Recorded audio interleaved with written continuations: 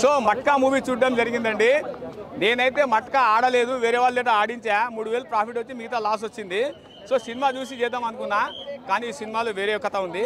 So the hero role of the Vasu character ఏ విధంగా ముందుకెళ్తుంది సినిమాలో అంటే, పని కావాలంటే అడుక్కోకూడదు, లాక్కోవాలి అనేటువంటి కాన్సెప్ట్తో, ఎదగాలి అని అంటే మనం చేసే వ్యాపారం పైన షీకులు అమ్ముకోకూడదు, తొక్కి ముందుకెళ్ళాలి అంటే విలన్ కాన్వర్జేషన్.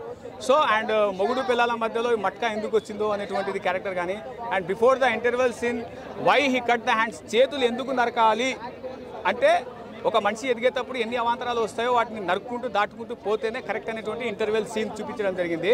ఆ ఇంటర్వెల్ సీన్లో ఆ 2 క్యారెక్టర్లు బాగానే చేశారు. ఆ హీరో అదే కట్ చేయడం, ఆయన ఎక్స్ప్రెషన్ ఎవర్రావాడు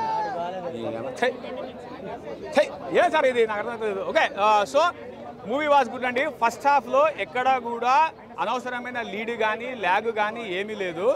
అండ్ సెకండ్ హాఫ్ వచ్చేసి ఏం వదిలేరు అని అంటే పార్ట్ 2 ఏమైనా ఉందా అనేటువంటిది చిన్న డౌట్ వదిలేశారు. అండ్ ఇందులో మీనాక్షి చౌదరి గారు ఆమెది లీడింగ్ రోల్ కాదు కానీ, బట్ ఎండ్ ఆఫ్ ద ఫైనల్కి వచ్చేసింది ఆమె లీడింగ్ రోల్. 33% రిజర్వేషన్ ఇచ్చేశారు డైరెక్టర్.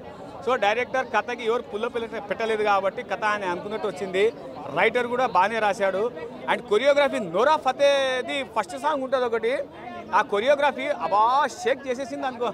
ఓ మై గాడ్, అది చూస్తే కానీ అనుభవించలేము, చెప్తే వేస్ట్. వరుణ్ తేజ్ కాదు కానీ వరుణ్ తేజ్ స్వాగ్ అనేటువంటిది సినిమాకి న్యాయం చేసింది. అఫ్ కోర్స్ ఒకవేళ వరుణ్ తేజ్ గారు నార్మల్గా ఉంటే కాదు కానీ ఆ స్వాగ్ వల్ల సినిమాకి ఆయన న్యాయం చేయడం జరిగింది. Any questions? So okay, writing కావాలా? So do you want rating? మట్కాలో 3 డిజిట్ నెంబర్ ఉంటుంది, సింగిల్, డబల్, ట్రిపుల్ 3 డిజిట్ ఇస్తున్నాం. ఓకేనా? రైట్. మా సత్యం 24 ఫ్రేమ్స్ ఛానల్ని సబ్స్క్రైబ్ చేసుకుని బెల్ ఐకాన్ని యాక్టివేట్ చేసి లైక్ చేయగలరు, షేర్ చేయగలరు.